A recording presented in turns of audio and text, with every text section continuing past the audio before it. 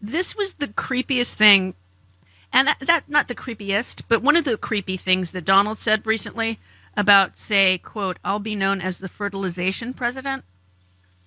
What? Ew. Okay, so this is, and the words, it's gross, and the word salad is like, what are you talking about? So okay, we're going to have tremendous goodies in the bag for women too. The women, the women, between the fertilization and all the other things we're talking about, it's going to be great. Fertilization, I'm still very proud of it. I don't care. I'll be known as the fertilization president, and that's okay. That's not bad. I've been called much worse. Actually, I like it. I don't understand what he said. I understand all the words. Close your robe, Grandpa. Right. Close your robe, Grandpa. Please, Grandpa. Tie it. Hurry. I mean, it's just like, huh? I miss Sarah Palin's word salads at this point. She made sense comparatively. The greatest human rights challenge is going to be for liberals to not say "I told you so" every day for the next 3 years. And look, this is it, man. It's ugly, but I'm not afraid. I refuse to be afraid of these bullies. I've said it every night. Punch the bully back in the face and watch him scurry away. And what we're seeing right now, I mean, the way that things are actually sticking, they really thought that they could make the signal chat business go away. And it's incredible that, like, no, we're not there. We might be in the Trump administration as a sitcom phase in history, but like, it's amazing to see that the country is not going to be okay with sending classified military operations with the same app congressmen use to sext with their mistresses. I mean, and yeah, Jeffrey Goldberg, he's winning the Pulitzer as far as I'm concerned. Like, amazing. And when he saw the messages, he did what any real journalist should do. He sat on them for 2 years to help sell a book. No, he didn't do that. No, he reported it. Yes, he did. People are standing up. We're seeing it all over the place. This 21-year-old girl at Columbia who sued the Trump administration because they tried to Mahmoud Khalil her, and they backed down. Jeffrey Goldberg is doing this, and they're backing down. People are showing up to vote in special elections. Guys, these guys are so beatable, and they're messy, and they're sloppy, and they're dumb. Let's keep it up. I agree. I mean, there's a big protest coming on April 5th, all over the country. So Indivisible has the resources to look for that. So if you have the time and you can go. But be peaceful. Yes. Be peaceful. Don't antagonize anybody, because you don't want to be disappeared like that woman was. Don't do that. And also because their favorite thing is to play victim. Right. Like, these are the victim bullies. And so all they want to do is be abusive and then whine and say that someone's, brutalized them. So you can't. Vandalism. Well, Jody, I should tell you, when I see Teslas set on fire, I said this last week to Steph, I don't consider that vandalism. I call that a Roman salute. That's just how I know it as. So, but yeah, listen, we can do this non-violently, and this can be done without attacking any private property. Yes. Please don't put the rest of us on the side of the bad guys. Right. Don't give these martyr addicts an excuse to play martyr. Exactly. No, that's the only way to do it. We learned about this in the 60s, and so everybody just be nonviolent, do what you need to do. Have funny signs, have serious signs, wear the shirts, do whatever, but don't hurt anybody. And if somebody comes at you, try not to engage. And harass your Democratic representatives. Absolutely. And make them slow down the process. Everyone's saying, oh, well, Elise Stefanik would have sailed to her nomination. And I'm like, well, then let's call for quorum. Let's do anything they can do to slow down. Okay, I get it. I get it. Chuck Schumer didn't want to shut down the government.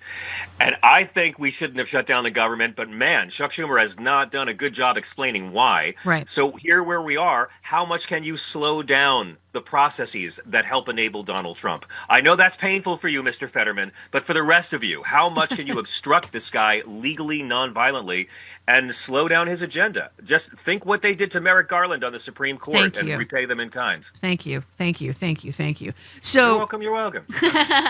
I mean, this Signalgate thing, I'm sorry, man. Look at this is just like, I mean, why didn't they just plan it at a booth in Hooters? No kidding. Right. I mean, you guys, if you're listening, Pete, I have an old AOL account. You can totally use that. Use my AIM anytime. This is everything with Donald Trump. The cover-up is always stupider than the crime. Mm-hmm. And the fact is, they can't just come out and say we made a mistake, because they're not man enough to do that. But also, it's not about the F-up. It's about the cover-up. Mm-hmm. It's about the fact that they had signals set to automatically delete the chat to avoid any inconvenient Freedom of Information Act requests. They were trying to cover up their war plans, and that's where it becomes illegal, and that's why people have to keep the pressure on. I agree. I mean, and in the chat, they were talking about previous Signal chats that they have done. So obviously, this was not the first time this particular group of people had used it. I'm sure everybody else in his administration is doing the same thing. Now, a judge has now ruled that they have to save these, but I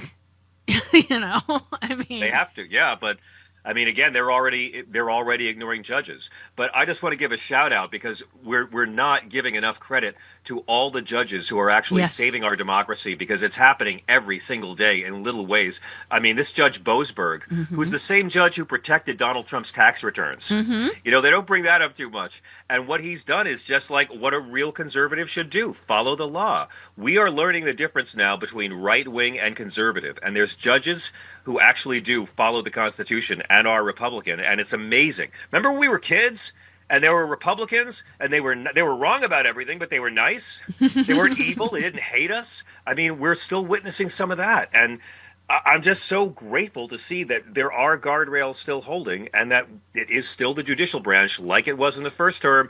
And then it's us. We can complain all we want about the Democrats aren't doing all this for us, but when have politicians ever led movements throughout history? True. People lead and Democratic politicians catch up. That's how LBJ got the civil rights. We have to do the work and stop expecting them to do it for us. They need to slow down the processes.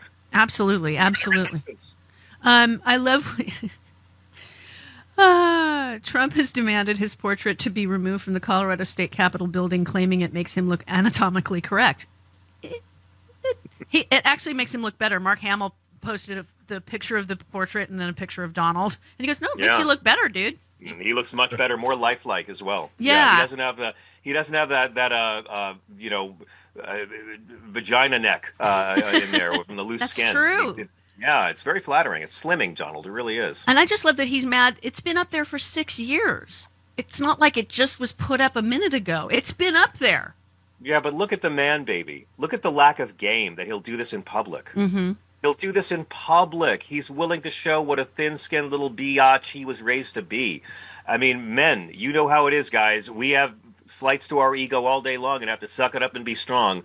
Man baby never had to do that. Man baby's always been able to whine and throw money and get whatever he wants, and it's just a privilege to watch it begin to fall apart. Well, I love what the artist said. She goes, "Well, I capture the essence of people." And Donald even said the portrait that she did of Obama was really good. It's like, well, hi. Yeah, there you go. go. The essence of two different people.